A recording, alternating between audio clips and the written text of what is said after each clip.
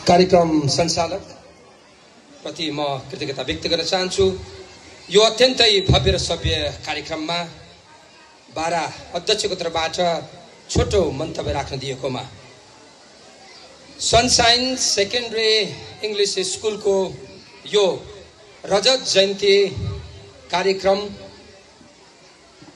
सभाध्यक्षज्यू, प्रमुख अतिथिज्यू, विशिष्ट अतिथिज्यू र विभिन्न सङ्घ संस्थाबाट पाल्नुभएका आदरणीय व्यक्तित्वहरू अनि देउतासरी यस विद्यालयलाई माया गरिरहने अभिभावकज्यूहरू अनि भगवान रूपी विद्यार्थी भाइ बहिनीहरू र समग्र आदरणीय व्यक्तित्वहरू जो यहाँ उपस्थित हुनुहुन्छ, सम्पूर्णलाई म बारा व्याप्सनको तर्फबाट म राजु कुमार कार्की र म आबद्ध संस्था ब्राइट एकाडेमी अङ्ग्रेजी माध्यमिक विद्यालय सिमराको तर्फबाट 10 औँला जोडेर सम्पूर्ण नमस्कार टक्राउन चाहन्छु।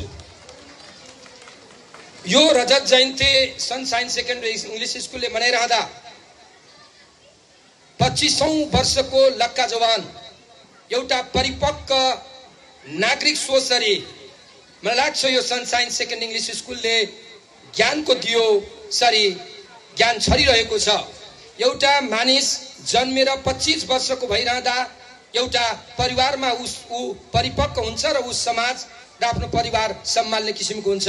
त्यसैगरी यो महोत्तरीमा रहेको बर्दिवासमा रहेको सनसाइन सेकेन्ड इङ्ग्लिस स्कुलले 25औं वसन्त पार गरिरहँदा मलाई लाग्छ यो विद्यालयले धेरै र अनेकौं बाधा अवरोधहरू पार गर्दै उतार चढावहरू पार गर्दै यो अवस्थासम्म आइपुगेको छ र यो अवस्थासम्म आइपुग्दा वास्तवमा लाग्छ यो बर्दिवास क्षेत्रका सम्पूर्ण नागरिकहरूको दिल शिक्षाले जितेकै हुनुपर्छ।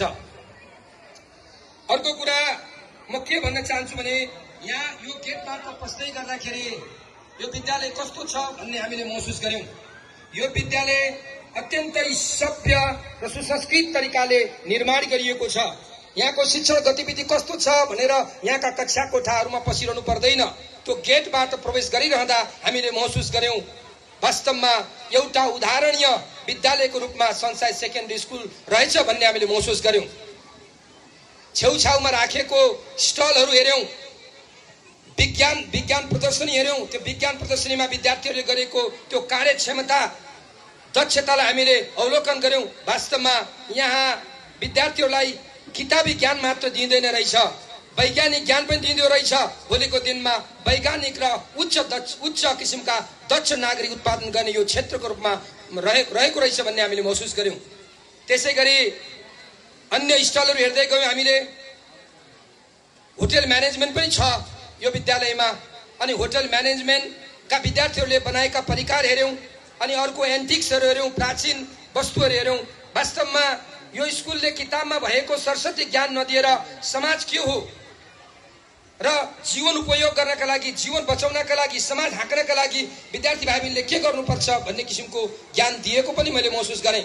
अर्को कुरा मैले सम्पूर्ण अभिभावकलाई एउटा जानकारी गराएँ। म पनि एउटा शिक्षक भएको नाताले अभिभावक देखेपछि एउटा कुरा भन्न मन लाग्छ। आजका तपाईका छोराछोरीहरू मोबाइलमा अत्यधिक समयलाई प्रयोग गर्दाखेरि पढाइ बिगारिरहेका होलान्। मैले यति भन्दै गर्दा मोबाइल प्रयोग गर्ने क्रममा तपाईँ अभिभावकहरूको प्रत्यक्ष निगरानीमा मोबाइल प्रयोग गर्न दिनु होला। अप्रत्यक्ष रूपमा मोबाइल प्रयोग गरिरहँदा मोबाइलले मानिसलाई राम्रो पनि बनाउँछ र अत्यन्त दुर्गतिपूर्ण घटनाक्रम पनि निम्त्याउन सक्छ।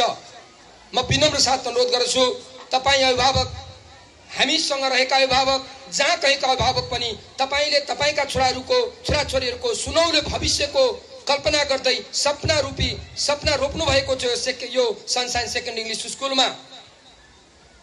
यो तपाईँको नानीहरूको भविष्य सुधार्नका लागि तपाईँ अभिभावक, विद्यालय प्रशासन र शिक्षक र विद्यार्थीहरूको चार कुनाको एउटा सम्मिश्रण हुनुपर्छ अनि मात्रै शिक्षा राम्रो हुन्छ। यस अर्थमा अभिभावक, तपाईँ विद्यालय भन्दा बाहिरको अभिभावक हुनुहुन्छ, तपाईँ गुरु हुनुहुन्छ। तपाईँका छोराछोरी नानीहरूलाई हेर्नुपर्ने त दायित्व तपाईँहरूको हो। अर्को कुरा मैले के भने यहाँ विद्यार्थी भाइ बहिनीहरू अत्यन्तै आफ्ना नृत्य प्रदर्शन गर्न, आफ्ना क्षमता प्रदर्शन गर्न आतुर हुनुहुन्छ। मैले धेरै कुरा गरिरहँदा ती आफ्ना क्षमताहरू प्रस्तुत गर्ने समय खेर जानेछ। त्यसैले म धेरै कुरा नगरिकन यो कार्यक्रम यो 25औं रजत जयन्ती सनसाइन सेकेन्डरी इङ्ग्लिस स्कुलको भव्य र सभ्य होस् भन्दै आफ्नो दुई मन्तव्यहरू यही टुङ्ग्याउँछु। हस्त नमस्ते, धन्यवाद। धन्यवाद सर। म अतिथिज्यूहरूलाई अनुरोध गर्न चाहन्छु, समयले हामीलाई अलिकति साथ छोडेको